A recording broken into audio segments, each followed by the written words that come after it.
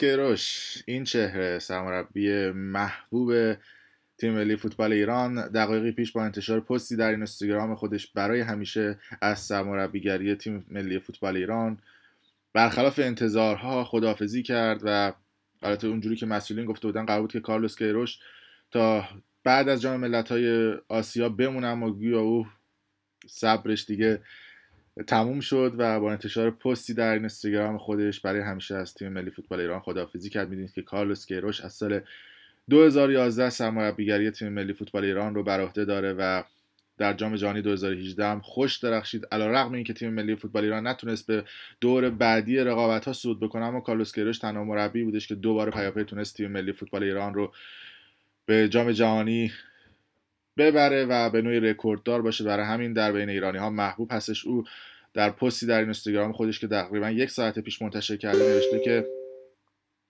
خجسته باد 7 سال و نیم گذشته عجیب دوران فوق‌العاده‌ای بود. بعد از 10 سال حضور در تیم ملی پرتغال، این دومین قرارداد طولانی دوران فوتبالی من بود.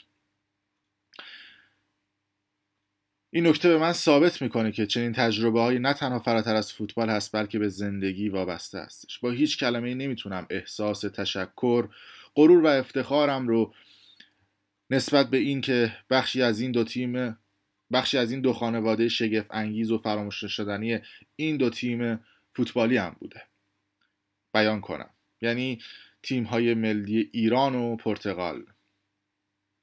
از همگی شما تشکر میکنم. تا بعد، کارلوس کیروش. و این خبر شاید به نوعی بهت و حیرت رو در بین فوتبالی ها و علاقه‌مندان به فوتبال ایجاد کرد و امیدواریم که کارلوس کیروش تصمیمای خوبی در زندگیش بگیره. به هر حال کارلوس کیروش تا الان فکر کنم بیش از 10 بار از تیم ملی فوتبال ایران خداحافظی کرده. امیدواریم که این بار تصمیمات کارلوس کیروش دقیق و منطقی باشه. نمیدونیم که حالا قرار دوباره برگرده به تیم ملی ایران یا نه، ولی خب این بار هم مثل این که کارلوس کیروش مثل اون 10 بار گذشته هم میخواد نمیدونم چه هدفی رو دنبال بکنه.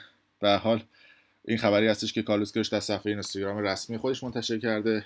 مرسی از شما. لطفاً کانال یوتیوب برنامه پشت پرده رو سابسکرایب کنید، ویدیو رو لایک کنید و برای دوستان خودتون بفرستید.